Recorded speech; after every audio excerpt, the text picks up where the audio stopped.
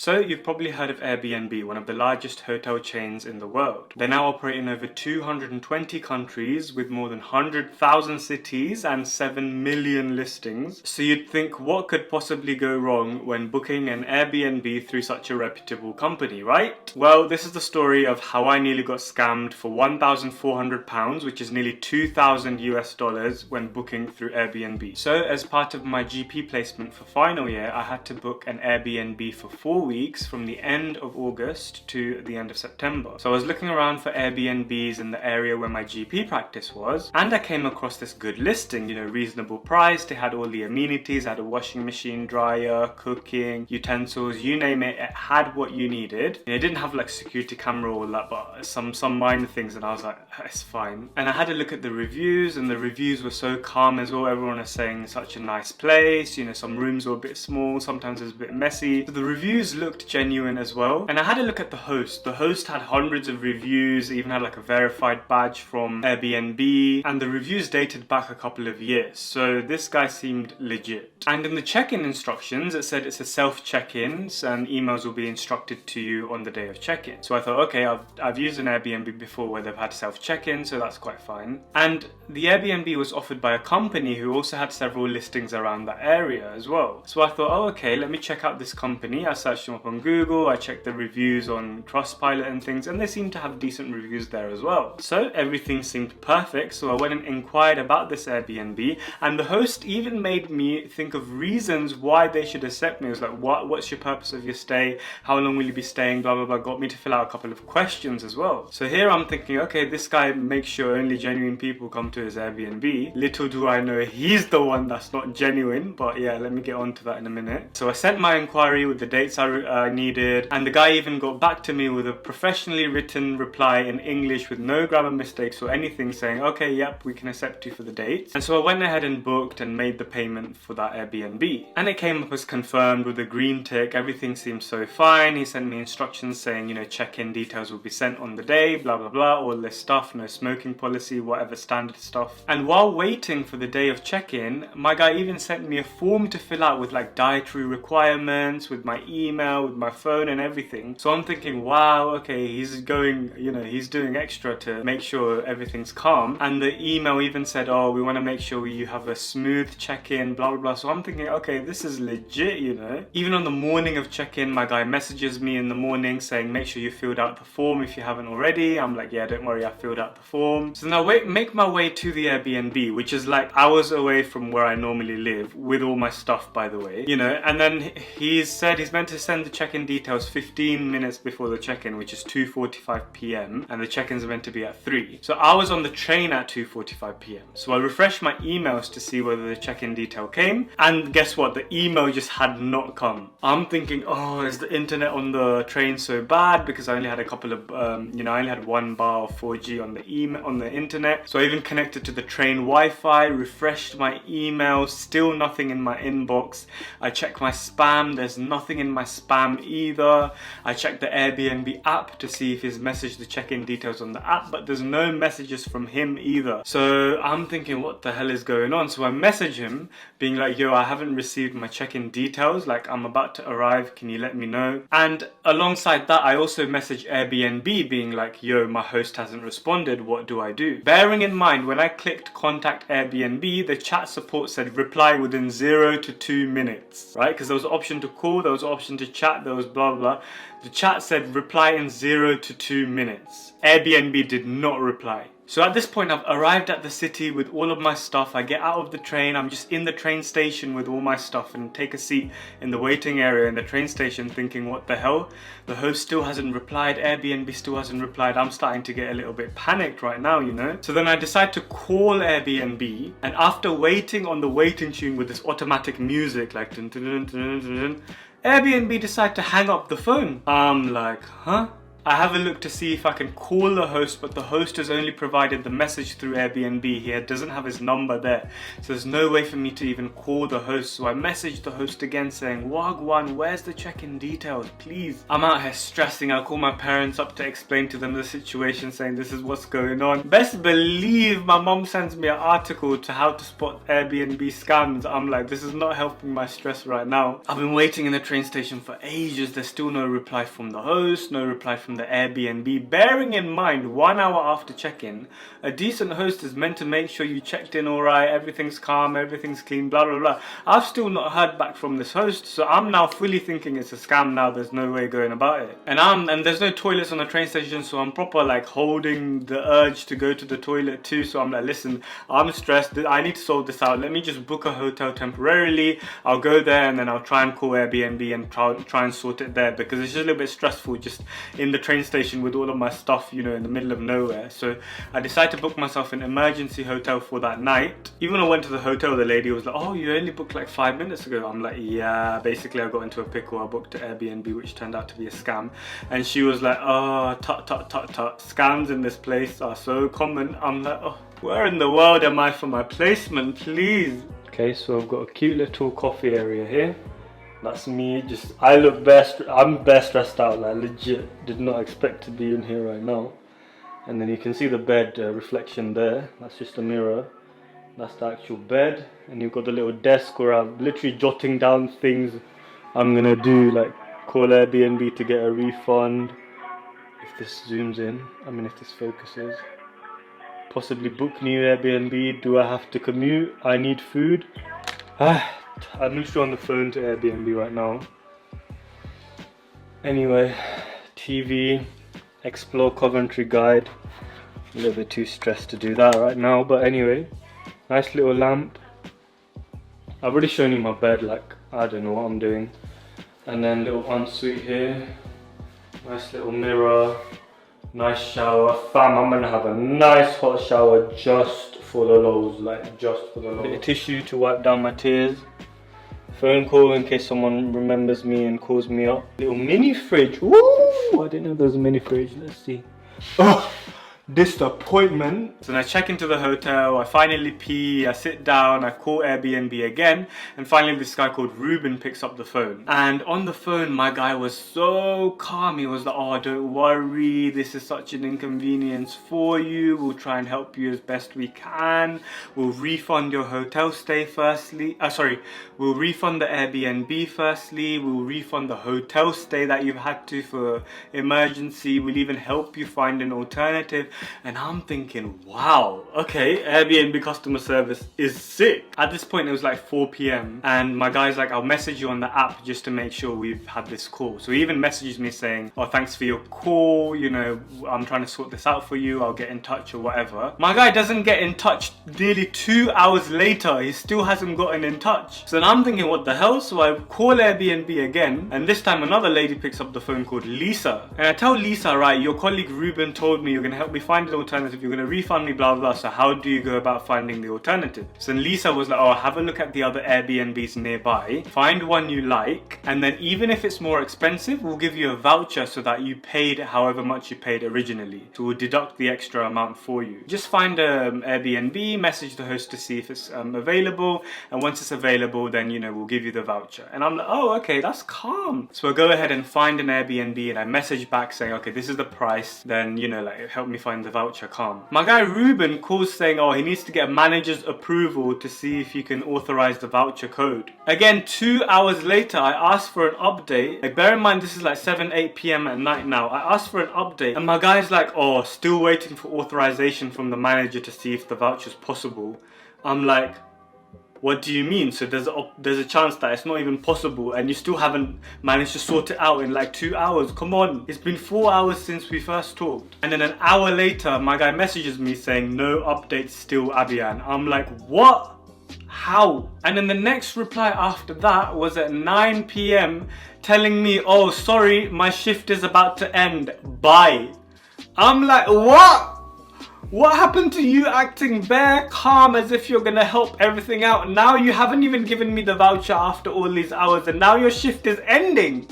Are you mad? So I'm thinking, how the hell am I gonna sleep tonight? I still haven't got anywhere to go tomorrow morning. Bear in mind, I've got uni tomorrow morning, so I've had to extend my hotel stay for another day because obviously otherwise I'd have to check out of the hotel tomorrow morning. And I couldn't sleep that night. I woke up at like 4 a.m. thinking, what am I gonna do? Because I need somewhere to stay for 4 weeks. Do you know what I mean? I can't be living at hotels. This hotel is expensive, you know? This 4-star hotel, which I'll put a tour of. So I call at like 4 a.m. in the morning to Airbnb again, and then this another lady picks up the phone. And the problem was, like, the new Airbnb that I inquired, which the host said was calm, that he's gonna give me the voucher, says no longer available because the date I requested was now yesterday, and since it's past midnight now, since it's the next day, that date is no longer available. But it doesn't give me the option to change the date. So I tell the host to change the date. He's like, nah.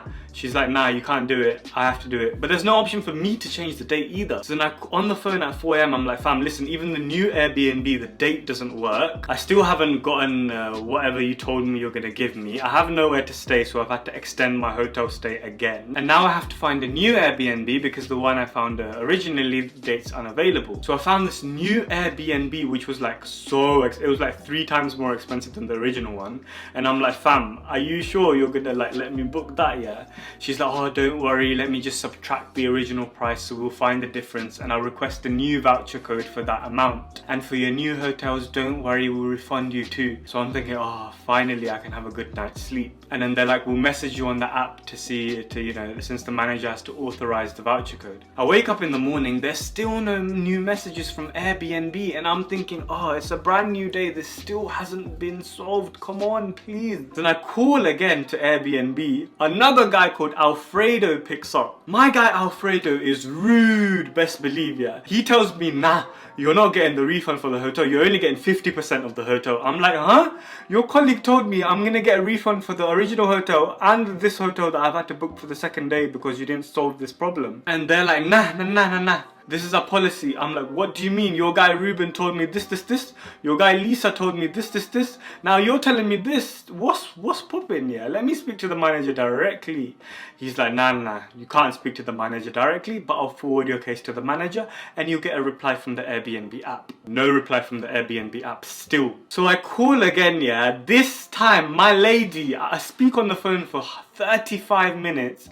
At the end, the lady has the decency to hang up on me. I didn't even catch her name. I would have baited you out, yeah, but I didn't even catch your name. I tell her, like, I haven't received the voucher. How am I going to pay for the new Airbnb? The original new Airbnb that I found, the dates are now no longer available, so I've had to request this new Airbnb. That you still haven't given me the voucher. You keep telling me, you know, I'm going to hear back from the manager, but I get no replies from the app. I've been waiting for hours on end. I still haven't received a reply or a resolution. Like, can you just on this phone call sort it out and give me the voucher? I'll hold on the line.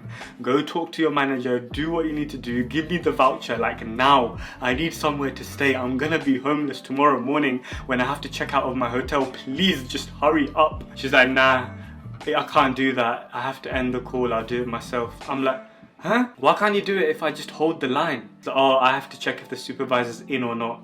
I'm like, okay, check if the supervisor's in. They're like, nah, can't do that.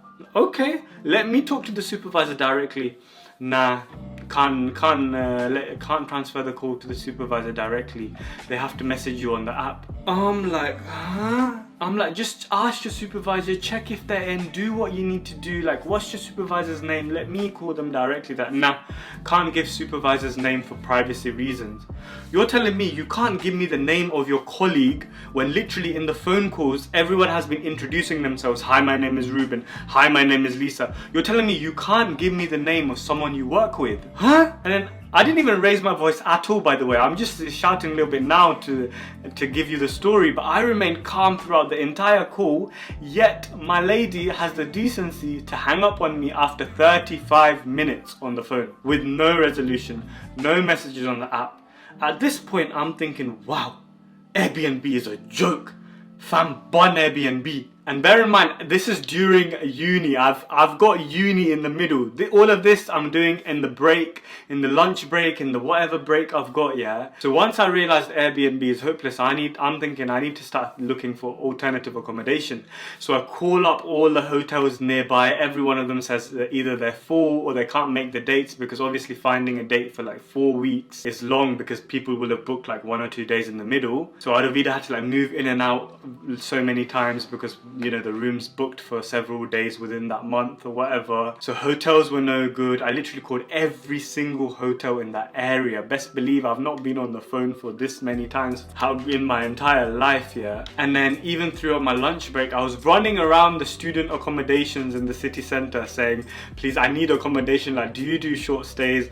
Bare of them rejected me. Some of them said yes, we do short stays, but not got back to me. So I'm thinking I'm bare stressed. One of them, I went at lunch break and they said, oh yeah, we do it, we'll call you back. So I left my number, but they didn't even call me back, you know. So then once the day ended, once my uni ended, it was around 4 p.m, I went to that office where they said they'd call me back and they hadn't. And I said, listen, you said short stays were available, you didn't call me back yet, so I'm here, like, can you do it or not? Let me know. And they're like, yes, when do you need it from? And I'm like, fam, I need it from today, like now. I need it from today. And I tell them I'm currently staying at that hotel right there, which you could see through the window, but like I need to check out tomorrow, so I'm gonna need the thing today because I've got uni tomorrow, so I can't be doing checkout madness and packing and everything on the morning as well as making it to uni. And thankfully they were like, oh, we're about to close, but okay, we'll get the manager. So they bring the manager, they even show me the room. They're like, okay, if you're gonna pay now, then we'll give you the keys now.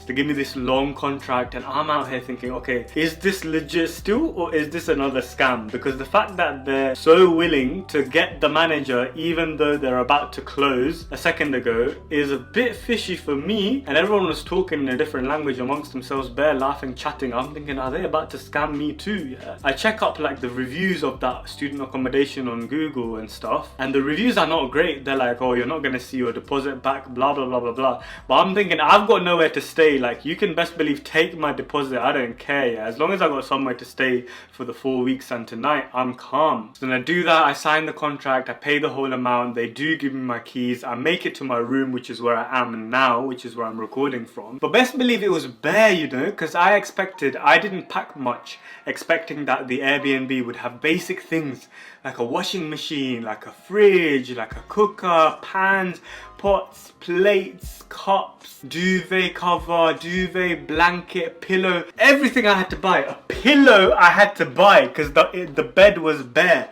It just had the mattress on it.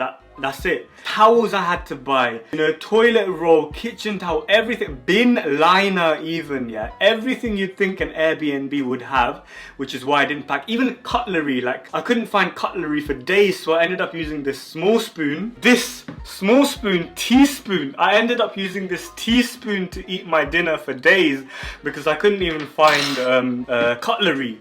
Had to go Argos to buy cutlery. Had to go Argos to buy iron because it said it had it in the Airbnb. Had to go buy a flipping microwave. Can you imagine? Like how else am I gonna eat my food? I can't be eating out every single day because that's gonna be too expensive. So all these things that you just take for granted, even hand wash, everything that you think an Airbnb is gonna have that I didn't purposely pack. I had to go out, Argos, Primark, Town Centre, this, that, shopping, Tesco, big Sainsbury's, just to get these necessities, yeah? So that was best believe a struggle. That took me the best part of a couple of days to get everything sorted. But at least now it's calm. Like, things don't work still. Like, the toilet ventilator doesn't work. It's bare hot, so the ventilation doesn't work as well. And I've had to buy a fan and everything too. But at least I've got somewhere to stay. So like, thank God that, you know, I've got this place for 4 weeks, and how a miracle happened, because most student accommodations don't do short lets. You have to buy it for the whole year, which is what most of them said. But thankfully I got this. I'm like, best believe if you want to take my deposit, take it, yeah.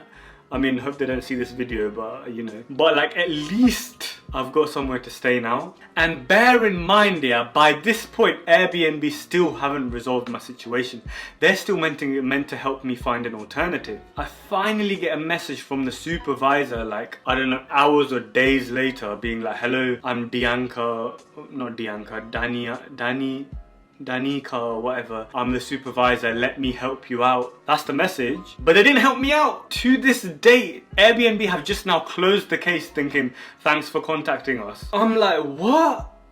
Are you dizzy? Thankfully, finally, they refunded me the original Airbnb and they reimbursed me for the hotel. But like, the struggle I had to get through, you know, they're still meant to help me find an alternative Airbnb. So the moral of the story is, if an Airbnb goes wrong, they are not on your side. Contacting them is a myth. Like, on the phone, they will speak the nicest to you, saying they will help you out, but they won't actually do anything. So this is the moral of the story. Like, Airbnb customer service is just crap AF, yeah. So the thing is, like, I've been to Airbnbs before where there's not been a problem. So the moral of the story is, if you've got a good host and there's no problems, Airbnb is fine. But if you get into a pickle, don't count on Airbnb to help you out. Always have a backup. That is the moral of the story. And the other moral of the story is, don't book a scam on Airbnb. Because this guy, the guy who scammed me, Airbnb has the decency to tell me, please leave a review of your stay. And I clicked the name of the host and the guy is still alive with multiple listings, probably scamming other people. So Airbnb haven't even taken action, which is like, what? It's a bit mind-boggling. So the moral of the story is, make sure you don't book a scam. Make sure it's a person, not a company doing it. It's fishy if they say they're going to send you check-in details, you know, 15 minutes before the check-in. It's fishy if they get you to fill out extra forms that you're not even meant to fill out. It's fishy if they don't have a phone number and you can only message them via the app. You know, all these things are fishy. So even though it was hard for me to tell it was a scam because it had good reviews, the host had identity verified, everything, even that can be a scam. That's the moral of the story. So make sure you know, you read very carefully and you know what you're getting yourself into. So personally, I don't know if I'm going to be using Airbnb again. I mean, I am next month anyway for my placement again. So hopefully that one turns out to be calm. But essentially, if you're booking an Airbnb, make sure you're booking it a proper one, because if things go sticky, Airbnb is gonna back out and be like, nope, not my problem. Anyway, that is my rant over. If you made it to the end of this video, thank you very much for watching. My name's Abhiyan. I'm a final year medical student studying in London now. Obviously my placement is not in London right now. I've got my GP placement at the moment. If you're new and you haven't subscribed already, then consider subscribing down below. If you like the video, press like. I also have a newsletter which I sometimes post, so if you're interested in checking that out, check the previous issues, the link are in the description below. With that being said, thank you very much for watching. I'm losing my voice already, but thanks for watching and I'll see you again in my next video.